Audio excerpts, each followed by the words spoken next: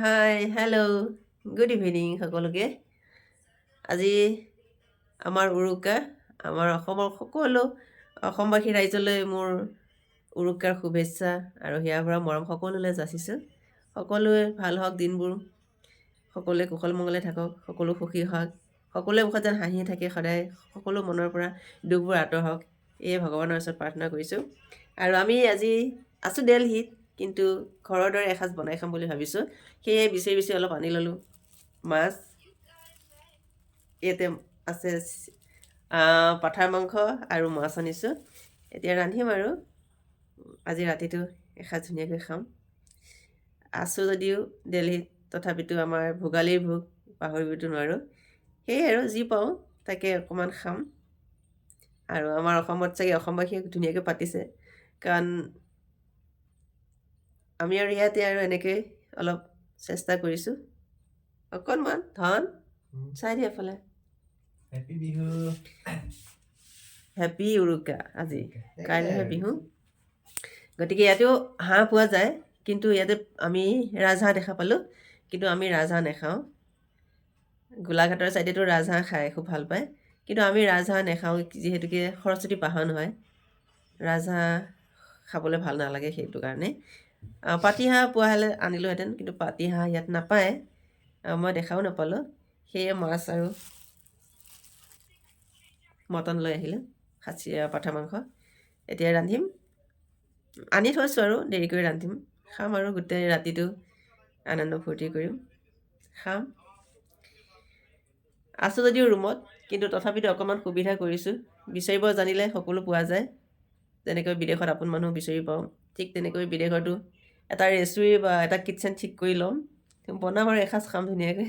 দেখাই থাকিম বাৰু আপোনালোকক কেনেধৰণে ৰান্ধো, কি খাওঁ, কি কৰোঁ। আৰু মই অলপ অসুস্থই আছোঁ, জ্বৰ যিহেতুকে অকণমান। কালিতো মাতটো একেবাৰে বহি গৈছিলগৈ, আজি অকণমান মাতটো ভাল পাইছোঁ। সেয়ে ভাবিলোঁ মনটো অকণ ভাল লাগিছে বিহুৰ বুলি পেলাই অকণমান ক'তো ওলায়ো যোৱা নাই আজি।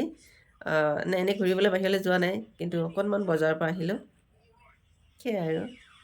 গতিকে আহকচোন বাৰু, ৰেচিপিত আমি কি ৰান্ধোঁ, কি কৰোঁ চাই থাকিব, দেখাই থাকিম।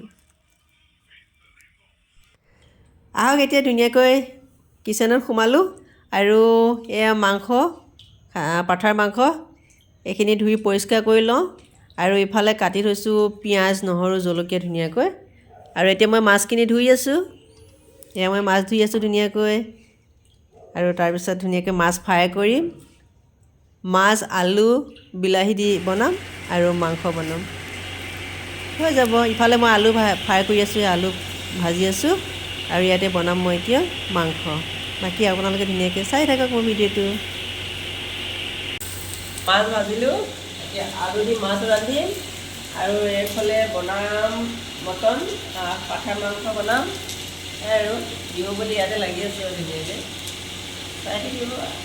আপোনালোকে পূৰা ধামাকা কৰি আছে নাজানো, মই ডেইলি থাকি অকণমান চেষ্টা কৰিছোঁ আৰু যেনে তেনে কিটচেন এটা বিচাৰি লৈছোঁ। আৰু তথাপিতো অকণমান আমাৰ অসমীয়া জাতিৰ যিটো আমাৰ নিয়ম, বিহু আমাৰ উৎসৱ, ভোগালী বিহু, গতিকে সেয়াই আৰু লাগি আছোঁ।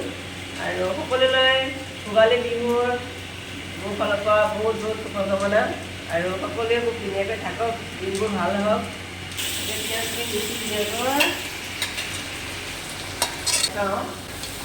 অসমত থকাহেঁতেনতো পূৰা পাতিহাঁহ একদম পূৰা খালোহেঁতেন। ধুনীয়াকৈ পিঁয়াজ ভাজি আছোঁ, তাৰপিছত দিনে লচুনখিনি দিম, জলকীয়া লচুন কাটি দিছোঁ, ধুনীয়াকৈ দিম। আপোনালোকে চাগে সকলোৱে আৰু পূৰা ৰাতি পাৰ্টি কৰিব, ভেলাঘৰত ধুনীয়াকৈ খানা বনাব, মেজি পুৱাব, মেজি জুই পুৱাব, হয় নাই? ইয়াত আৰু নাই আৰু দিয়ক সেইটো। গতিকে অকণমান নিয়মটো কৰোঁ। আহোঁতেই মই পিঠা পনা বনাই লৈ আহিছোঁ, গতিকে সেয়াই আৰু হ'ব। এয়া মাংস হৈ গৈছে দেই, চাওক ইমান ধুনীয়াকৈ পাঠাৰ মাংস ৰান্ধিছোঁ, খুব ধুনীয়া হৈছে এয়া। আৰু এইফালে বনাই আছোঁ মাছ, এয়া মাছটো হৈ গ'ল আৰু এতিয়া দেখিছে ইমান ধুনীয়া কালাৰ, চাওক ৱাও, বনাইছোঁ আৰু দেই ধুনীয়াকৈ। আলু মাছ ৰান্ধিছোঁ, কাৰণ ইয়াত চুকা শাক আৰু কাঠ আলু পোৱা নাযায়, সেয়ে বিলাহী আৰু আলু মাছৰ জোল বনাইছোঁ। আৰু এইফালে পাঠাৰ মাংস,